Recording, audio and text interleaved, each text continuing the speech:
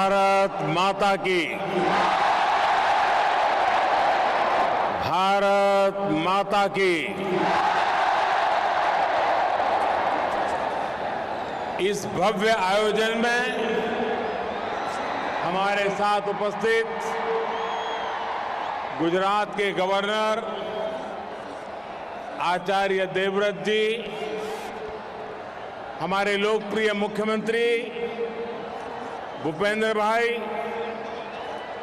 संसद के मेरे साथी सीआर पाटिल, भारत सरकार में मंत्री श्री अनुराग जी, राज्य के मंत्री हरसंघवी जी, मेयर किरीट भाई, खेल संस्थाओं के प्रतिनिधिगण और देश भर से यहां जुटे मेरे युवा खिलाड़ियों,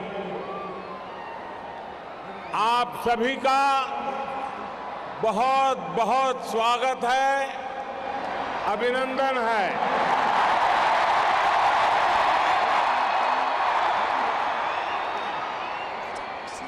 ये दृश्य, ये तस्वीर, ये माहौल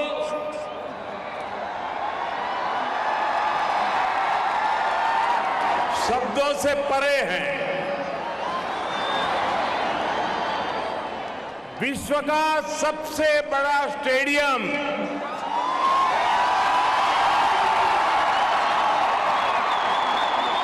विश्व का इतना युवा देश और देश का सबसे बड़ा खेल उत्सव,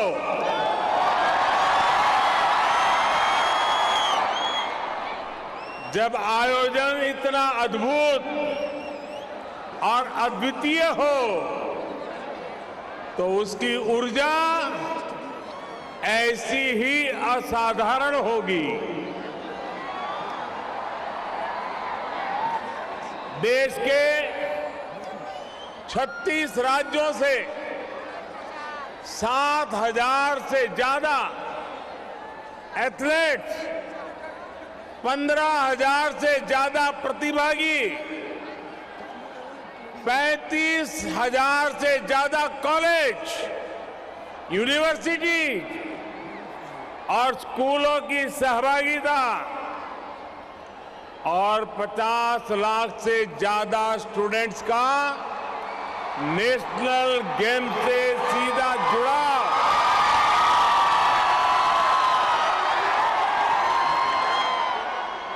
ये अद्भुत है, ये अभूतपूर्व है।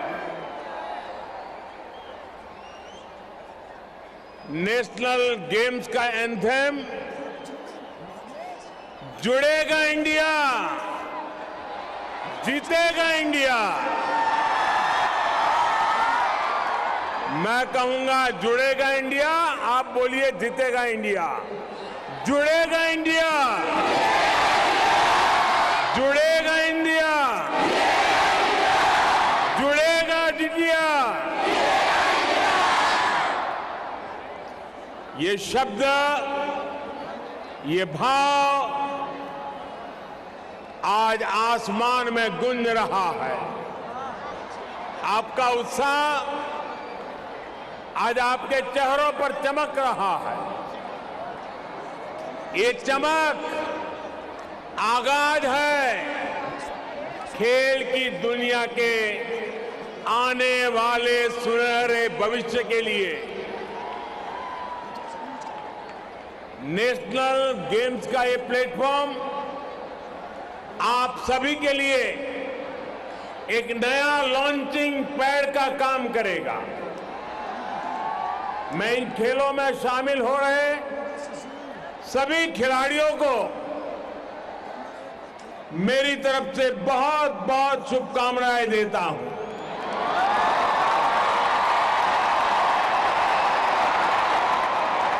साथियों, मैं आज गुजरात के लोगों की भी सराहना करता हूं, जिन्होंने बहुत ही कम समय में इस भव्य आयोजन के लिए सारी व्यवस्थाएं की। ये गुजरात का सामर्थ्य है, यहां के लोगों का सामर्थ्य है। लेकिन साथियों, अगर आपको कहीं कमी महसूस हो, कहीं कोई असुविधा महसूस हो, तो उसके लिए मैं गुजराती के नाते आप सबसे एडवांस में क्षमा मांग लेता हूं।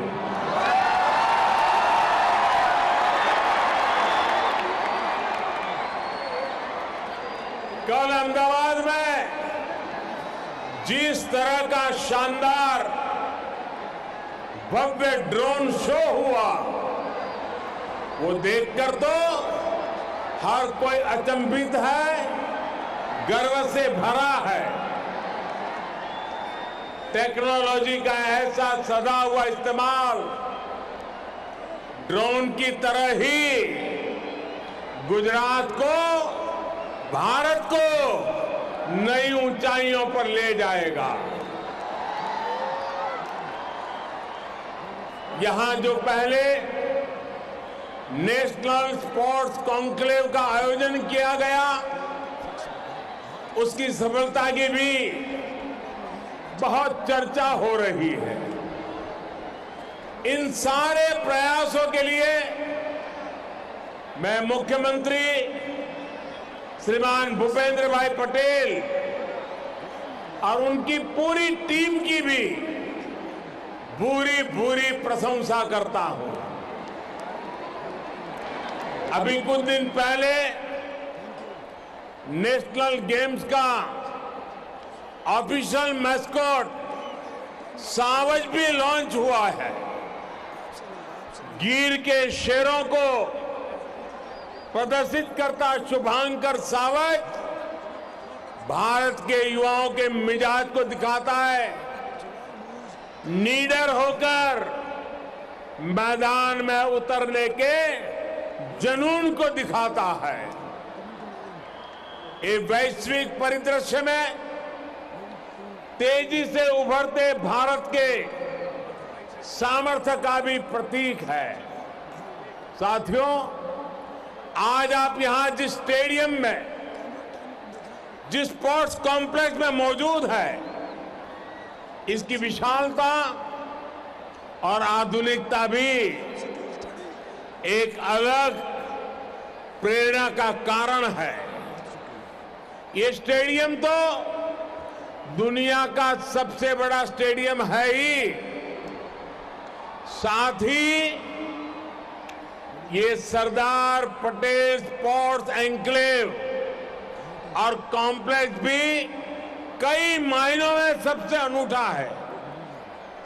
आमतौर पर ऐसे स्पोर्ट्स कॉम्प्लेक्स एक या दो या तीन खेलों पर ही केंद्रित होकर रह जाते हैं, लेकिन सरदार पटेल स्पोर्ट्स कॉम्प्लेक्स में football, hockey, basketball, kabaddi, boxing और लॉन टेनिस जैसे अनेकों खेलों की सुविधा एक साथ उपलब्ध है। ये एक तरह से पूरे देश के लिए एक मॉडल है, क्योंकि जब इंफ्रास्ट्रक्चर इस स्टैंडर्ड का होता है तो खिलाड़ियों का मनोबल भी एक नई ऊंचाई तक पहुंच जाता है। मुझे विश्वास है हमारे सभी खिलाड़ी इस कॉम्प्लेक्स के अपने अनुभवों को जरूर एंजॉय करेंगे। मेरे नौजवान साथियों, सौभाग्य से इस समय नवरात्रि का पावन अवसर भी चल रहा है। गुजरात में मां दुर्गा की उपासना से लेकर गरबा तक यहां की अपनी अलग ही पहचान है। जो खिलाड़ी दूसरे राज्यों से आए हैं, उनसे मैं कहूंगा कि खेल के साथ ही यहां नवरात्रि आयोजन का भी आनंद जरूर लीजिए। गुजरात के लोग आपकी मेहमान नवाजी में, आपके स्वागत में कोई कोर कसर नहीं छोड़ेंगे। वैसे मैंने देखा है कि कैसे हमारे नीरज चोपड़ा कल गरबा का आनंद ले रहे थे।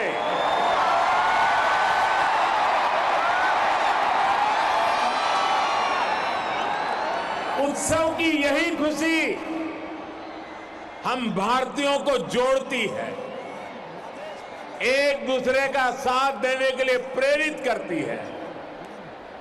मैं इस अवसर पर आप सभी को, सभी गुजरात वासियों और देशवासियों को एक बार फिर नवरात्रि की बधाई देता हूं।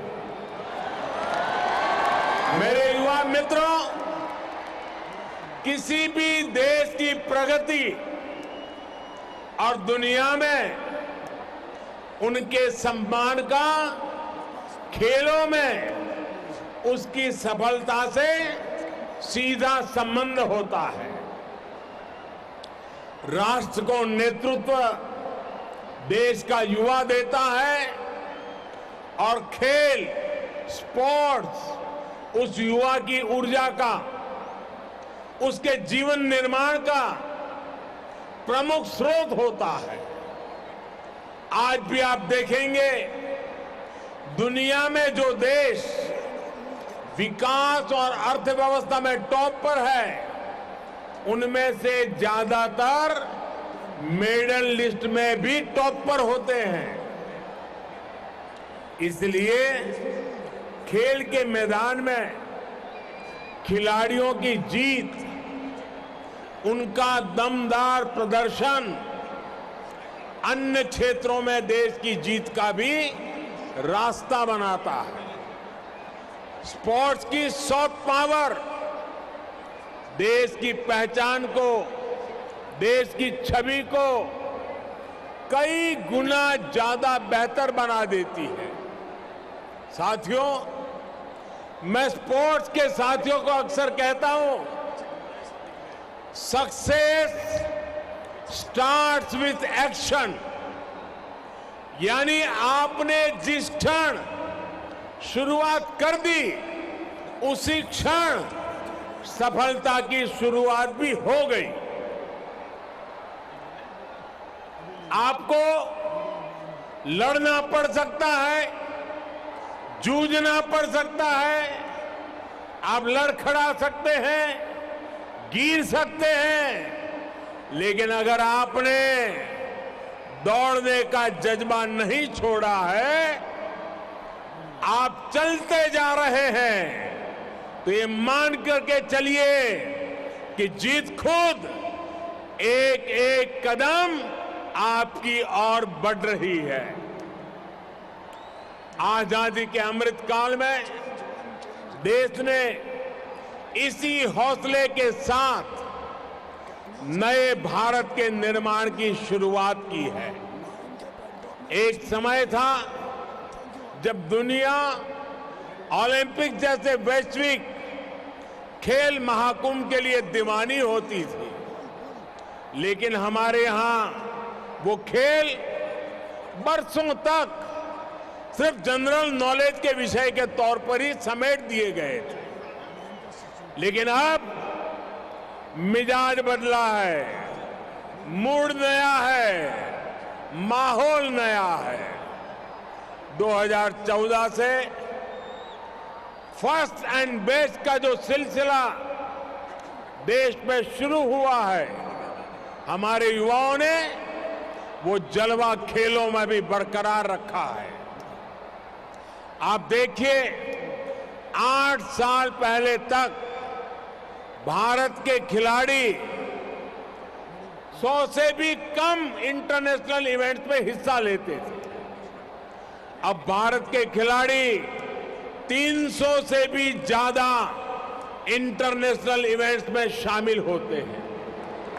8 साल पहले भारत के खिलाड़ी 20-25 खेलों को खेलने के जाते थे।